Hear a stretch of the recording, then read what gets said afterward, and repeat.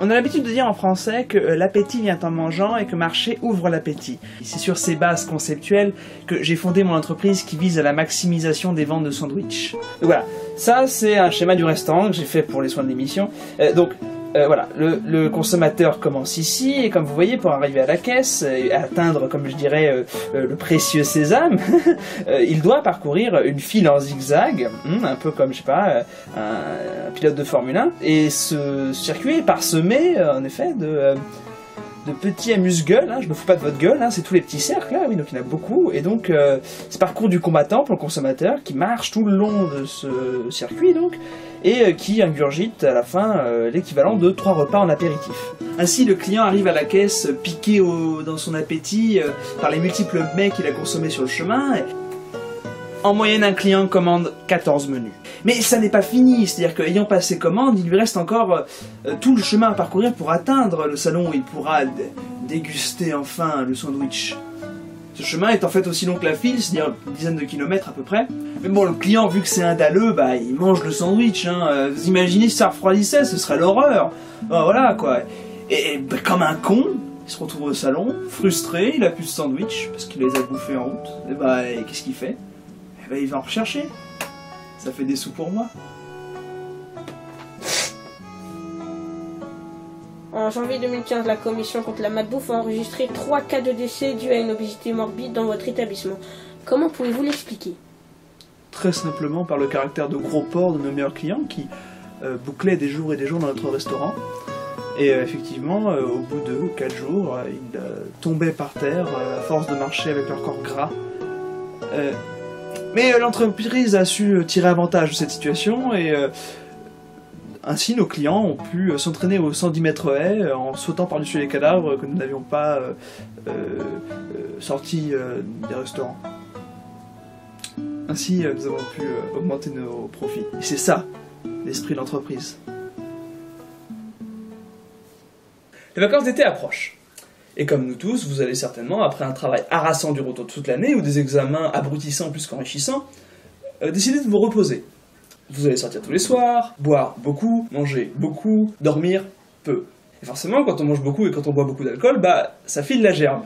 Oui, car comme dirait la palisse, trop, c'est trop. Quand on mange trop, notre corps ne peut pas le supporter, et parfois, il réagit très mal. Pourquoi je parle de tout ça? Parce que je veux parler aujourd'hui d'Épicure. Alors, Épicure, c'est un philosophe antique qui, dans sa lettre à Ménécée, prodigue de nombreux conseils à son ami Ménécée, et ces conseils sont avant tout diététiques. Il vise à la conduite de la vie bonne. Car le but d'Épicure, dans son ouvrage, est d'atteindre le bonheur, qui est la fin de l'homme. Pour cela, bien sûr, il pense bien que le bonheur ne s'acquiert pas avec de l'air chaud ou avec de la sagesse et des belles images. Épicure, c'est un matérialiste. Le matérialisme, bien qu'Épicure n'ait jamais voulu l'avouer, a été inventé par Démocrite et il s'en est certainement beaucoup inspiré. C'est une pensée qui vise à dire que nous sommes formés d'atomes, c'est-à-dire des tout petits points qui nous composent tous. Donc nous sommes tout à fait finis.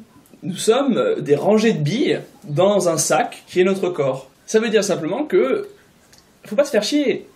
Tout ce qui pourra nous apporter le bonheur, c'est ce qui fera plaisir aux atomes, donc quelque chose d'assez concret, hein, là encore. Par exemple, manger, boire, faire la fête, comme je le disais. C'est pour ça qu'on a souvent taxé d'épicurisme des vies oisives de jouissance, sans fin, effrénées. Je fais cet épisode pour expliquer que c'est bien plus compliqué que ça. Et que, surtout, le grand ennemi d'Épicure, aussi étonnant que cela puisse paraître, c'est l'abondance. Mettons-nous d'accord sur ce que c'est que l'abondance. C'est déjà une question de quantité. Donc, il faut qu'il y ait un truc qu'on puisse compter et qui soit en trop par rapport au volume dans lequel il est. La philosophie d'Épicure est une philosophie morale et diététique, et cela est notamment caractérisé par une phrase de Lucrèce, un des disciples d'Épicure, qui écrira le poème De Rerum Natura, et dans lequel il dira « Tu ne peux pas manger plus qu'un corps contient. Manger, ça nous fait tous plaisir. Ça nous apporte le sourire. » Mais il ne faudrait pas passer du stade de bien se nourrir à se nourrir trop et être gras, mal, ballonné, vous voyez. C'est pourquoi Épicure nous défend de l'excès. Car Épicure a 3 grands ennemis. L'excès, la déception, la frustration. Que veut faire exactement Épicure avec sa philosophie? Il veut s'intéresser à notre manière de nous conduire. Il sait bien que l'homme est mu par le plaisir, il cherche le plaisir, et il fuit la souffrance. C'est pourquoi il va s'attacher à réglementer nos désirs. Un désir, c'est une envie qui me porte vers quelque chose d'autre. Mais il faut s'en méfier, en effet, car ce que fait Épicure dans son livre, c'est surtout un petit manuel de libéralisation. Il veut nous libérer. C'est la liberté qui apporte la première santé chez Épicure. Il faut se rendre compte que parmi nos désirs, les uns sont naturels et les autres vains, et que parmi les désirs naturels, les uns sont nécessaires et les autres naturels seulement. Parmi les désirs nécessaires, les uns sont nécessaires pour le bonheur, les autres pour la tranquillité du corps, les autres pour la vie même. Donc, plusieurs sortes de désirs. Les désirs nécessaires et les désirs non nécessaires. Et dans les désirs nécessaires, il y a des désirs qui sont nécessaires pour la vie, et d'autres qui sont nécessaires mais qui ne maintiennent pas forcément en vie, qui sont un petit plus. C'est là que la philosophie d'Épicure est plutôt déprimante. Effectivement, Épicure, c'est pas quelqu'un qui pense que par la jouissance, nous pourrons atteindre le bonheur. Et le bonheur qu'il décrit n'est absolument pas un bonheur positif. C'est pas en courant après les plaisirs qu'on va avoir un plus. On peut pas apporter quelque chose de plus à notre vie. Il faut se contenter des petites choses. Il faut se contenter de remplir nos besoins naturels. C'est l'essentiel. C'est pas pour ça que Épicure, il récuse la richesse. Hein. Il pense simplement que c'est pas en étant riche ou c'est pas en ayant beaucoup de choses qu'on est heureux. Parce qu'en fait, Épicure, ce qu'il craint le plus, c'est la douleur. La douleur physique ou la douleur mentale, l'inquiétude ou par exemple une douleur au corps, car il faut savoir qu'Épicure lui-même a vécu une période de grand trouble à Athènes, ce qui peut expliquer qu'il ait voulu vraiment s'éviter le plus de douleur possible. Nietzsche dira d'ailleurs à propos d'Épicure que sa philosophie n'avait pu être écrite que par un homme qui souffrait tout le temps. Et on l'observe bien en lisant sa lettre, car en effet ce qu'il dit à Ménécée, c'est que il faut chercher le plaisir dans le seul but d'amoindrir la douleur. Donc ça sert à rien de faire des razzias. C'est pas en allant faire le shopping qu'on va se sentir mieux. En fait, on fait le shopping juste pour oublier qu'on a mal, par exemple. C'est pour ça que c'est un bonheur négatif. Le bonheur, selon Épicure, c'est l'ataraxie. Alors l'ataraxie, c'est pas un insecte bizarre en Amazonie. Hein. L'ataraxie, c'est ataraxie, c'est-à-dire l'absence de trouble. A étant le A privatif. Quand nous n'éprouvons pas de douleur, nous n'avons pas besoin de plaisir. Le plaisir dont nous parlons est celui qui consiste pour le corps à ne pas souffrir et pour l'âme à être sans trouble. Ainsi, le plaisir est un simple remède à la douleur. C'est un sédatif. On prend juste ce qu'il faut pour pouvoir atteindre l'équilibre. C'est bien là le but d'Épicure, l'équilibre, le niveau zéro. Pas trop de sourire et pas trop de mal. Il se doute bien que le désir nous porte hors de nous-mêmes, à la fois peut nous asservir et à la fois peut nous mener à plus de douleur. En effet, quand je cherche beaucoup de plaisir, je peux atteindre la douleur. Il faut donc bien se méfier, le plaisir n'est pas tout le temps un absolu. Ainsi, Épicure ne croit pas à la possibilité d'une béatitude ou d'une joie perpétuelle. On peut juste être dans une sorte de contemplation des choses qui soit déjà satisfait de ne pas souffrir. En fait, il faudra se rendre compte que nous avons déjà la capacité de répondre à nos besoins naturels et que nous devrions déjà nous en contenter. C'est pour ça que je trouve que Épicure, c'est quand même une philosophie de la résignation. Il faut se résigner à ne pas souffrir, mais il faut se résigner surtout à ne pas être tout le temps dans la jouissance.